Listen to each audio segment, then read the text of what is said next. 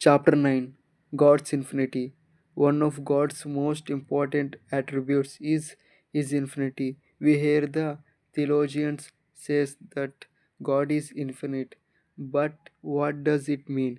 It means that God is limitless. There are no limits to his power, his knowledge, or his wisdom. All his attributes are limitless and endless. God is unlimited in his existence too. That means there are no limits in his space of existence. He can exist everywhere at the same time. He can talk to and interact with all people in the universe at the same time. How is this possible? Now, when we talk about God, we should never ask, how can He do it? Because nothing is impossible for God. A believer and worshipper of God does not strive to know how God does things, but is satisfied to conclude in his mind that the wonder working power of God is in action, not just to satisfy our curiosity and inquisitiveness, but we are trying to understand God because that rejoices Him. We know that the Lord declares in Jeremiah 9 chapter 24th verse, let the one who boast about this, that they have the understanding to know me. For in this I delight. We want the Lord to delight in us, while the infinity of God is actually beyond our comprehension. It is still possible for us to get at least a faint idea of His infinity. But if God Himself intends that we understand Him, how can we understand His limitless existence and His unlimited ability to interact in any number of places simultaneously? We again have to look at the orange while explaining the Trinity. I have said earlier in this book that the three personalities in the God head are like the segments in an orange.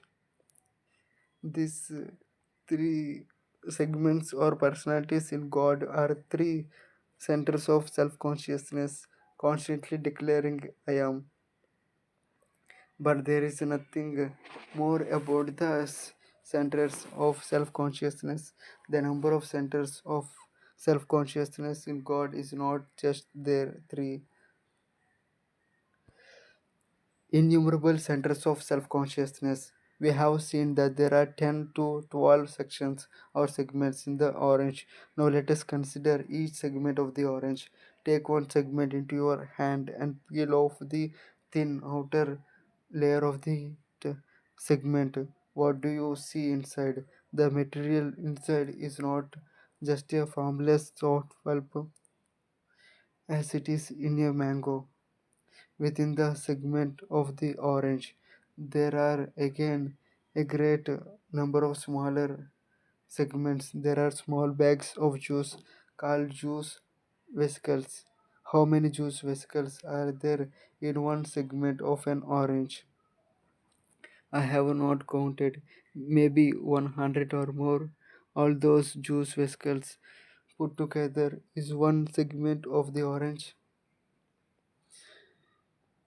A similar eternal structure exists in God's being, just as there are many juice vesicles in each segment of the orange. There are innumerable centers of self consciousness in each personality of the Godhead. As we have observed, there are three segments or personalities in God. In the segment, the personality called the Son, there are countless quadrillions of centers of self consciousness, of voices declaring, I am the Son, I am the Son.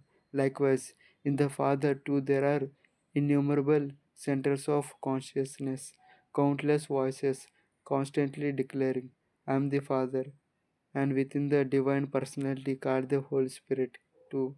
There are innumerable voices or centers of self consciousness declaring, I am the Holy Spirit, I am the Holy Spirit. So, to summarize, many small juice vesicles make one segment, and many segments put together make an orange. In the same way, innumerable centers of self consciousness put together form one divine personality, and three such personalities knitted together inseparably form the Godhead.